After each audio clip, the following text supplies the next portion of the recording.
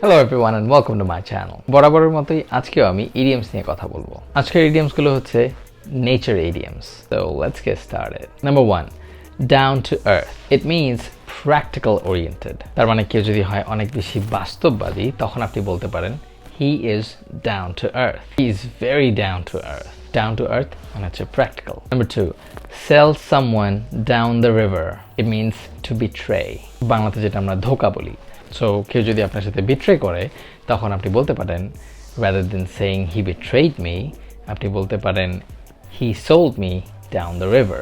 Number 3, light a fire under. It means to motivate someone to work fast. অর্থাৎ বুঝতেই পারছেন যে কাউকে মোটিভেট করার জন্য তাড়াতাড়ি বা দ্রুত কোনো কাজ করার জন্য যখন তাকে মোটিভেট করা হয় তখন সেটাকে বলা হয় light a fire under. Number 4, a drop in the ocean. It means something is not so important or small.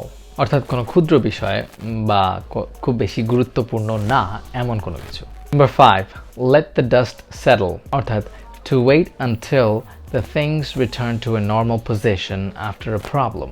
ধরুন আপনার বন্ধুর সাথে কোনো কিছু নিয়ে ভুল বোঝাবুঝি হয়েছে, এখন সে সেই বিষয়টা নিয়ে রেগে আছে, তার সাথে এখন কথা বলতে যাওয়া মানেই আরও বেশি ঝগড়া হওয়া।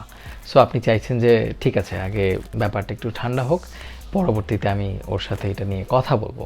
সো তখন আপনি বলতে পারেন I should let the dust settle before I talk to my friend. তার মানে পরিস্থিতিটা আগে স্বাভাবিক হোক, এরপর আমি ওকে যে বোঝাবো বা আমি তার সাথে কথা বলবো। Number 6, in broad daylight. Something that happened in daylight but should have been prevented. অর্থাৎ কোনো কিছু একদম দিনের বেলা অথবা খোলাসাভাবে অনেক মানুষের সামনে কিছু ঘটলো কিন্তু সেটা কেউ কিছুই করেনি বা দেখেনি। So somebody got killed in broad daylight and nobody did see anything. অথবা the bank was robbed in broad daylight yet nobody saw anything happen.